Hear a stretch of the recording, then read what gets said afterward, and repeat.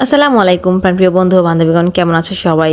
আপুরা ও ভাইয়েরা, আসলে এটা হচ্ছে গিয়ে জিলহজ মাস। আমরা অনেকেই মনে করেন যে হেলায় হেলায় কাটিয়ে দেই, এই করি সেই করি। হ্যাঁ, সবাই তো কিভাবে গোস খাবো সেই ধান্দা করি, কি কি কি মশলা বানাবো সেই ধান্দা করি, কিভাবে খাবো, নেহারি খাবো না হাড্ডি খাবো না খুরা খাবো, আর সেই ধান্দা করি। অথচ এদিকে যে জিলহজ মাসের যে পবিত্র বা অপূর্ব একটা সময় চলে যেতেছে, সেদিকে কোনো খেয়াল নেই, কোনো মাথা ব্যথাই নেই। জিলহজ মাসের এই প্রথম 10 দিনে আল্লাহ কিন্তু বিশেষভাবে কিন্তু মর্যাদা দান করছে এই 10 দিনকে। আর আমরা হেলা করি, হেলাফেলা করি সময় কাটি। এই মাসে, বিশেষ করে এই মাসে, এই জিলহজ মাসে মনে করেন যে নামাজ, রোজা, হজ, জাকাত আর শাহাদাত, এই 5টি জিনিস কিন্তু বিশেষভাবে একত্র হয়, মিলিত হয়, যা অন্য কোনো মাসে হয় না। রাসূল সাল্লাল্লাহু আলাইহি সাল্লাম বলেছেন যে এই মাসের যে 10 দিনে, প্রথম 10 দিনে তোমরা বেশি বেশি তাকবীর তাহলিল করবে, মানে পড়তে বলছে। তো আমি মনে করেন যে কি কি, তো আমি খোঁজাখুঁজির পরে এটা পাইছি, আর এটা পাওয়ার পর আমি এটাই পড়ি, আর এটা ভালো লাগে আর খুবই সহজ। আর পড়তে পড়তে না একদম মুখস্থ হয়ে যায়। তো এটা হয়েছে কি তোমার আল্লাহু আকবার, ওয়াল্লাহু আকবার, লা ইলাহা ইল্লাল্লাহু, আল্লাহু আকবার, ওয়াল্লাহু আকবার, ওয়ালিল্লাহিল হামদ।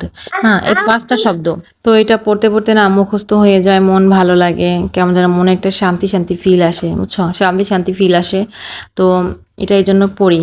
যখনই মানে মাঝে মাঝে ভুলে যাই, আবার মনে করে আবার পড়ি। আপুরা, এটা রাসূল সাল্লাল্লাহু আলাইহি সাল্লাম বলছেন যে এই যে 5টা বাক্য, চলাফেরা, উঠা বসা, কাজ কাম করতেছো, সংসারের কাজ করতেছো, খুঁটিনাটি, হ্যাঁ, সবসময় এটা কাজ করতে থাকবা আর এটা পড়তে থাকবা। এটা কিন্তু সোয়াব তোমার লিখতেই আছে, সোয়াব হইতেই আছে, ঠিক আছে? এটা কিন্তু কোনো মিস যাইতেছে না।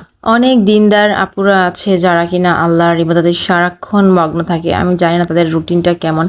আমাদেরও উচিত সেইভাবে রুটিন বানিয়ে চলাফেরা করা, মানে সারাটা দিন একটা রুটিনের মাধ্যমে মেনটেন করা। কিন্তু আছে আমরা অনেক সময় পারি না। আর আমার আমার মনে হয় যে তাদেরকে অনুসরণ করা আসলে আমাদের দরকার। আমাদের বাসায় একটা আপু আসছিল। তো আপুটা হয়েছে গিয়ে এত সুন্দর তালিম করে, এত সুন্দর দিনদার, মানে তারে দেখলে ইচ্ছে করে যে তার মতো হয়ে যায়। তারপরে তার কথা, তার যে বক্তাতে সে যা যা বললো তালিমে, প্রত্যেকটা কথাগুলো একদম কলিজায় গিয়ে লাগে। হ্যাঁ, ইচ্ছে করে কি সারাদিন তার কথা শুনি, তারে রাইখা দেই, তারে যাইতে আর না দেই। এত সুন্দর সুন্দর করে কথা বলে, নবীর কথা বলে, আল্লাহর কথা বলে, সবার প্রশংসা করে, তারপরে কবরের জীবনের কথা বলে, প্রত্যেকটা কথা। তারপরে সারাদিন কিভাবে কাটাবেন, কিভাবে কি কি নামাজ পড়বেন, কিভাবে কি কি হ্যাঁ, ওই যে সূরা বলবেন বা ইস্তেগফার পড়বেন, এগুলো সবকিছু যে এত সুন্দর করে বোঝায়। মা গো, বোন গো, আপু গো বলে নানানভাবে কত সুন্দর মহিমা করে কথা বলে গো, মানে মনটা একদম জুড়ে যায়। তো আসলে সংসার জীবন ছেড়ে ওই ধরনের কথা শুনলে ইচ্ছে করে না যে সংসার জীবনে থাকি। সংসার জীবন তখন রেখে ইচ্ছে করে যে চলে যাই, ওদিকেই মন টানে। আর এত ভালো লাগে, মন জুড়ে যায়, বুঝছো? একদম কলিজার ভিতরে গিয়ে গাইথা যায় মনে করে যে কথাগুলা। আমি তো এমনও শুনছি অনেক অনেক হাদিসে যে কিছু কিছু মানুষ, মানে মানুষ না, একটা বুড়ি ছিল, সে নাকি কখনো বিয়ে করেনি, সংসার করেনি, শুধু আল্লাহর উপরে, তার নামটা আমার মনে নেই, সে শুধু আল্লাহর উপরে সে আল্লাহর ইবাদত করেই গেছে। আল্লাহর উপর সন্তুষ্ট, আল্লাহকে সন্তুষ্ট করার জন্য সারাক্ষণ সে ইবাদত করে গেছে, সারা বছর ইবাদত করে সে কাটিয়ে দিছে। আর আল্লাহকে নাকি দেখতে চাইছিল, কিন্তু আল্লাহ তাকে দেখা দেয়নি।